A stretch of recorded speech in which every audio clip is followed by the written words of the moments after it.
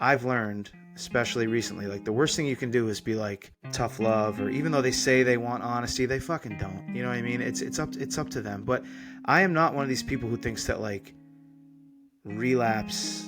I don't like the people that spin relapse positively, because as an addict, that gives me an out in the back of my mind, being like, well, if it happens again, like I'm gonna learn from that. You know what I mean? Like I think that we need to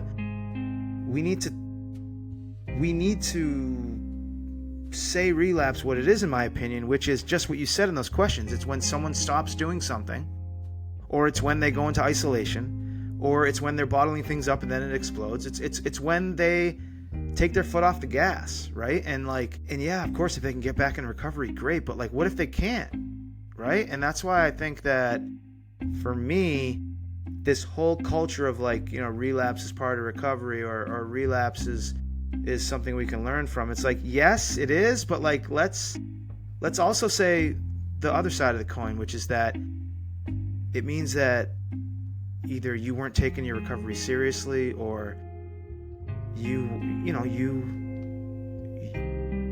like I said, like you took your foot off the gas, or you maybe you weren't ready to begin with. I don't know. But so I guess my question to you is like, when you say relapse, like what do you mean by that? And do you think that, relapse should be, looked at not positively, but like not as like detrimental as I make it out to be?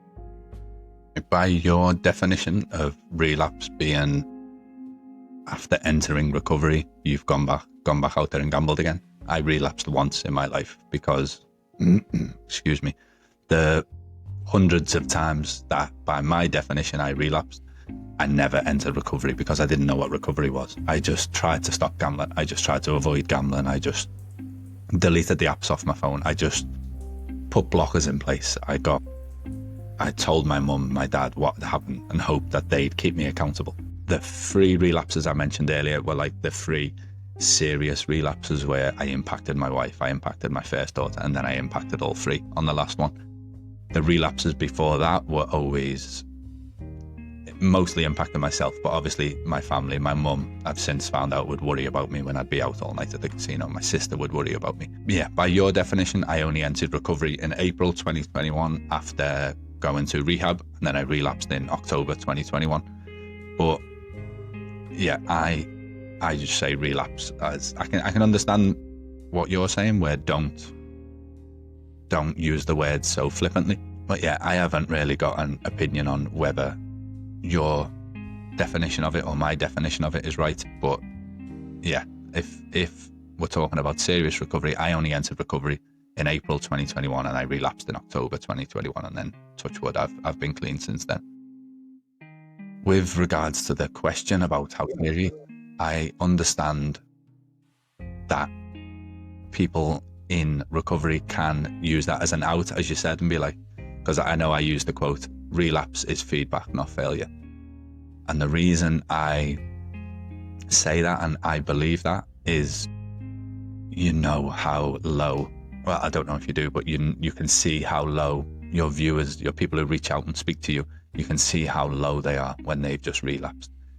And there's a balance between tough love and reassurance. I get that. It's not about letting them forgive themselves. And I do say this in the video, where it's not about letting yourself off the hook, but using that relapse as a learning curve. Go back and dissect that relapse and find out what happened. Was it a spur of the moment thing? Was it I stopped going to meetings 2 months earlier and it eventually led to that relapse?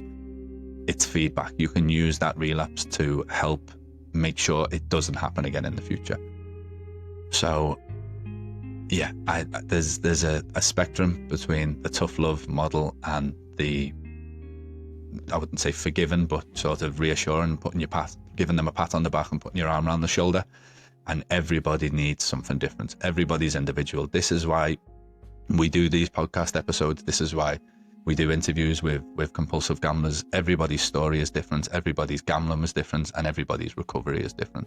So I believe it is the individual's responsibility to figure out where they belong on that spectrum. How hard do they need to be on themselves? How kind do they need to be to themselves? and they've got to find that balance, and that will keep them in recovery.